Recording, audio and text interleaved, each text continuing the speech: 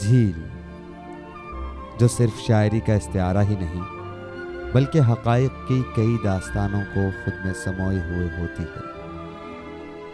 حقیقت کی ایسی ہی داستان منچھر جھیل کی بھی ہے۔ منچھر کے کنارے پر اب انسانوں کا بسیرا نہیں رہا، اب یہاں پرندوں کی بھی کمی ہوتی ہے۔ پانی کے سینے پر بطخ کی آواز گم ہو گئی ہے۔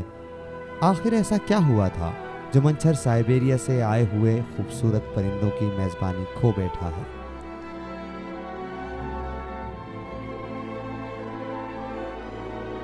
منچھر جھیل محض پانی کا تالاب نہیں تھا، یہ جھیل ہزاروں لوگوں کے ذریعہ معاش کا بھی ذریعہ تھی۔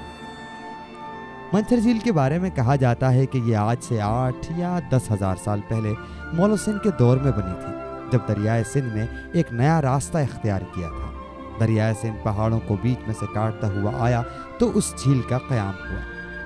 ایک سروے کے مطابق منچھر جھیل کا پیٹ دریائے سندھ سے 15 سے 20 فٹ نیچے ہے۔ یہی وجہ ہے کہ گزرے سالوں میں جب دریائے سندھ میں پانی کی کمی ہوتی ہے تو منچھر اپنا پانی دریائے سندھ کو دیتا ہے۔ زراعت کے ماہر کہتے ہیں کہ سکھر بیراج کے نیچے سے 5 لاکھ کیوسک پانی بہتا ہے اور واپس گھوم کے یہ منچھر کو بھرتا ہے۔ سیون کا شہر منچھر سے 18 کلومیٹر دور ہے۔ اگست کے مہینے میں 464 اسکوائر کلومیٹر سے زیادہ ہو جاتی ہے اور فروری کے مہینے میں سوکھ کر 42 کلومیٹر تک حصے رہ جاتی ہے۔ دریائے سندھ پر بیراج ہونے کی وجہ سے منچھر بڑے طوفان آنے کی صورت میں بھرتی ہے۔ کہتے ہیں 1961 عیسوی میں منچھر کو یہ وقت بھی دیکھنا پڑا تھا کہ وہ سوکھ کے بنجر ہو گئی تھی، اور بعد میں کئی دفعہ منچھر نے ایسے دن دیکھے ہیں۔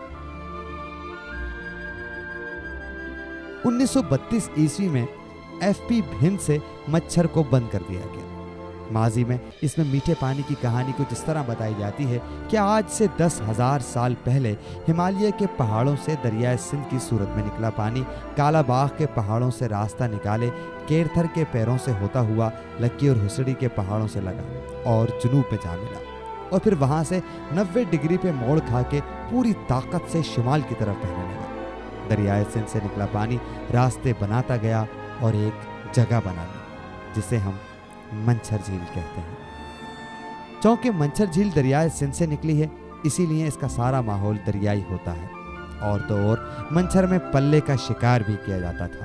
منچھر کے میٹھے پانی کی وجہ سے اس کے آس پاس کئی قسم کی سبزیاں بھی اگائی گئیں اور اس سے انسانی زندگی بھی ممکن ہو سکی۔ منچھر میں کئی تہذیبی نشان دیکھنے کو ملتے ہیں جس سے اندازہ لگایا جا سکتا ہے کہ ہزاروں سال پہلے منچھر جھیل کتنی خوشحالی دیکھ چکی ہے، مگر منچھر موجودہ ماحولیاتی تباہی کے آخری کنارے تک پہنچی ہوئی ہے، اور اس کے آس پاس ماچل کا، ہسڑی اور چھن اور کئی چھوٹے بڑے گاؤں موجود ہیں۔ کوٹ باورو سے لے کر چھنی تک پہاڑی علاقہ ہے۔ بوبک شہر سے بہت سے لوگ کاروبار کرنے آتے تھے۔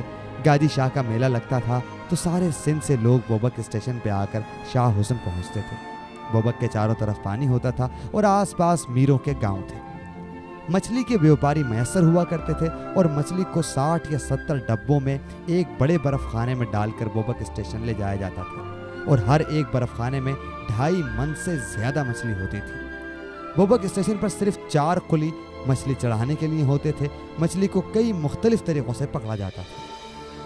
سندھ کی اس عظیم جھیل کی بربادی کی کئی وجوہات ہیں، جس میں سے ایک وجہ دریائے سندھ میں پانی کی کمی، بارشوں کا کم ہونا اور خاص طور پر MNB ڈرین کا گندا پانی ہے۔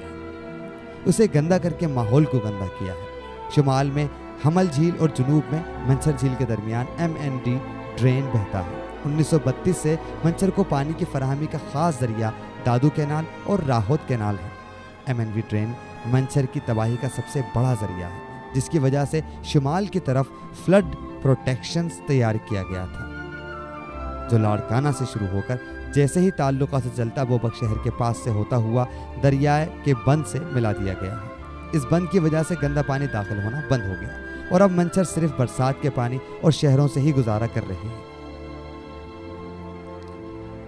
منچھر کے پانی کا سب سے زیادہ حصہ زراعت کے لیے استعمال ہوتا ہے۔ سکھر بیراج میں پانی کی فراہمی دادو کے آخر تک پہنچنے کے سبب چھوٹے کینال بھی پانی کم ہونے کی وجہ سے قلت پیدا ہو جاتی ہے۔ روایتی طور پر یہ نہیں ہوتا، جب پانی زیادہ ہو جاتا ہے تو وہ سوکھی ہوئی زمین پر بھیج دیا جاتا ہے۔ دوسری قسم کے زراعت کے لیے نہر کا پانی 13 فٹ تک بھرا ہوا ہونا چاہیے اور اکتوبر میں 106 فٹ تک ہونا چاہیے۔ اس نالے کے زہریلے پانی کی وجہ سے انتہائی لازمی ہو گیا ہے کہ جلد از جلد منچر جھیل کا منصوبہ مکمل کیا جائے اور لوگ اس زہریلے خون کے وار سے بچ سکیں۔ ان تمام حقائق کے پیش نظر منچر پانی ہونے کے باوجود حکومت کی طرف سوالیہ نشان بنی ہوئی حسرت و یاس کی تصویر بن جاتی ہے۔